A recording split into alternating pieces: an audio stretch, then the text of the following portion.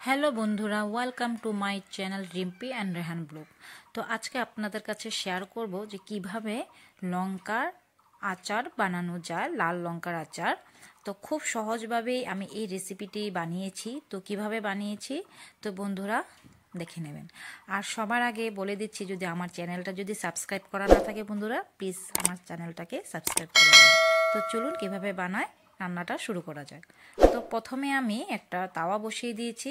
দেওয়ার পর এখানে আমি নিয়েছি গোটা ধনে, তারপর নিয়েছি মিষ্টি জিরা, তারপর নিয়েছি লাল শস্য, তারপর নিয়েছি শস্য, সাদা শস্য, তারপর নিয়ে নিয়েছি 10-15টার মতন গোলমরিচ আর লাল লঙ্কা, গোটা লাল লঙ্কা। তারপর এখানে নিয়েছি গোটা জিরা। গ্যাসের স্টিমটা লোতে রেখে 1 মিনিট ধরে আমি মশলাটাকে ভালো করে ভেজে নেব।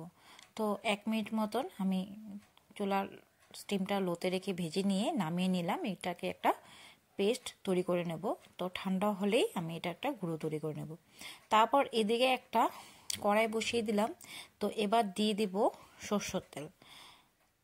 সরষের তেল দিয়ে তেলটাকে হালকা আমি একটু গরম করে নেব।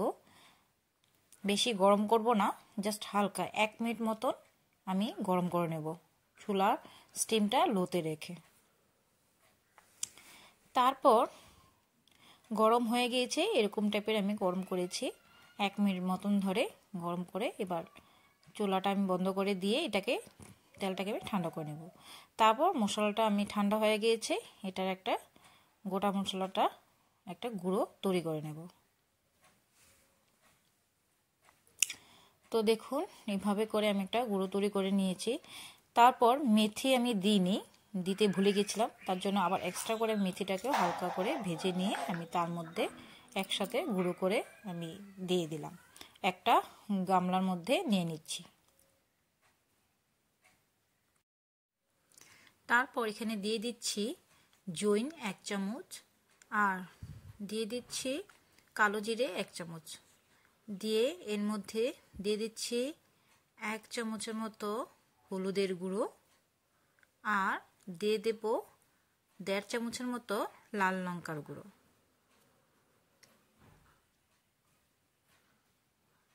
তো 1 চামচ দিয়ে দিলাম হলুদের গুঁড়ো, আর লাল লঙ্কার গুঁড়ো 1 চামচ দিয়ে দেব। 1 চামচ দিয়ে আরও আধা চামচের মতন দিয়ে দিচ্ছি, টোটাল 1.5 চামচ দিয়েছি। তারপর দিয়ে দিচ্ছি লবণ স্বাদ মতো। এখানে আমি 2 রকমের লবণ ইউজ করছি। একটা কালা লবণ 1 চামচ দিয়েছি, আরও 1 চামচ দিয়েছি সাদা লবণ দিয়ে এবার যে আমি তেলটা গরম করেছি সেই তেলটা এর মধ্যে দিয়ে মশলাগুলোর সাথে ভালো করে মিশিয়ে নেব।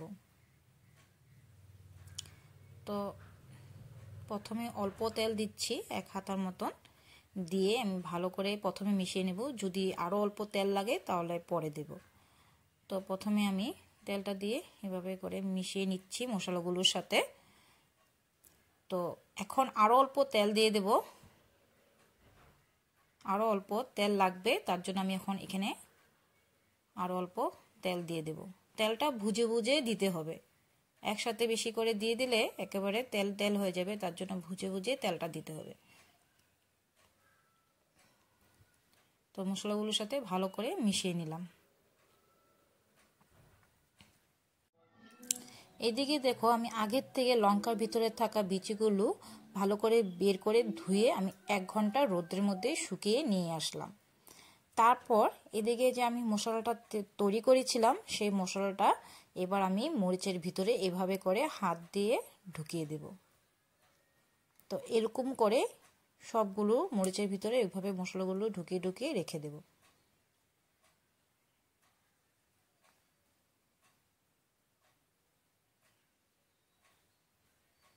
তো এভাবে করে বাকিগুলোতেও আমি ঢুকিয়ে রেডি করে নিয়েছি। তারপর এদিকে দেখো আমি একটা বক্স নিয়েছি।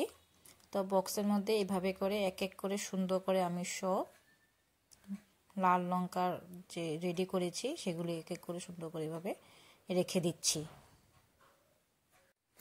তারপর আমি যে সরষের তেলটা গরম করেছিলাম এটা একেবারে পুরো ঠান্ডা হয়ে গিয়েছে। এবার আমি বক্সের মধ্যে মরিচগুলোর ভিতরে ঢোকানোর জন্য দিয়ে দিচ্ছি।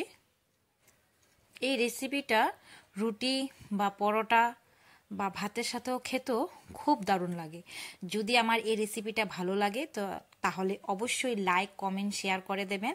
আর আমার এই নতুন চ্যানেলটাকে সাবস্ক্রাইব করতে একেবারেই ভুলবেন না। তো রেডি আজকের আমার এই লাল লঙ্কার আচার। আচারটা এবার রোদ্রে 3-4 ঘন্টার জন্য রেখে দেব, তারপর সার্ভ করব।